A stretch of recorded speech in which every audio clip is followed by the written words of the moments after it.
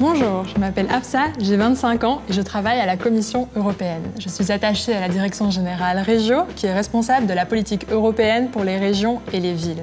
Alors vous le voyez, je me trouve dans un décor qui vous fait penser aux années 50. Eh bien, nous allons nous replonger à cette époque, l'époque d'un acte fondateur de l'Union européenne.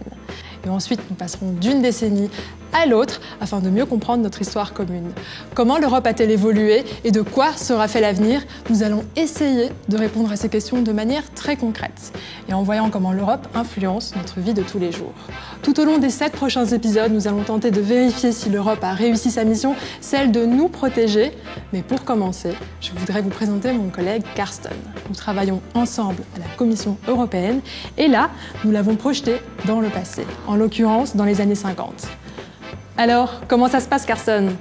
Salut Afsa et bonjour à tous. Je suis heureux de vous accompagner à travers cette épopée européenne.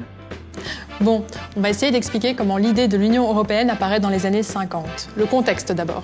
Eh bien, nous sommes après la Deuxième Guerre mondiale, avec des traces, des ravages tant sur le plan humain que matériel. Il faut se relever et tout faire pour éviter qu'un tel drame ne se reproduise. De nombreuses infrastructures doivent être reconstruites et il est nécessaire de disposer d'un volume incommensurable d'énergie et de matières premières. Et pour cela, on va tabler sur 2 ressources qui vont jouer un rôle clé, le charbon et l'acier. Le charbon pour faire fonctionner l'industrie et l'acier pour rebâtir rapidement et durablement. L'homme qui a cette idée et qui va l'exprimer dans un discours historique s'appelle... Il s'appelle Robert Schuman.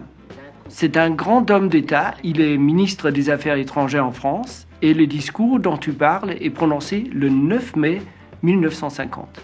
Son ambition est de placer l'ensemble de la production franco-allemande du charbon et de l'acier sous une autorité supranationale. Une organisation qui serait ouverte à la participation d'autres pays d'Europe afin que les ennemis d'hier deviennent les bâtisseurs de demain.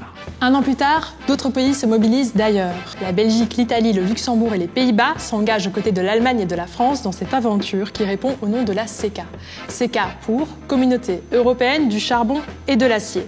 La mission est claire, permettre à ces 2 secteurs d'activité et à leur région de production de se moderniser et de diminuer les coûts en faisant cela ensemble. Et la chenille va devenir papillon. La CECA va se transformer en CEE, un autre acronyme pour Communauté économique européenne.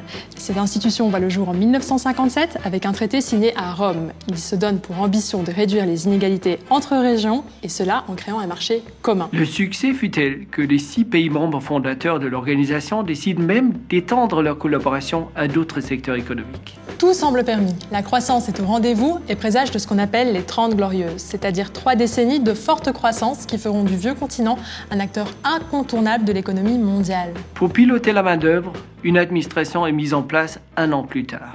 Il s'agit de la Commission européenne.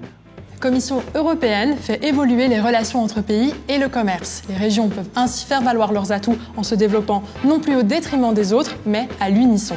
Le développement économique est synonyme de progrès à tout point de vue et améliore grandement les conditions de vie des citoyens.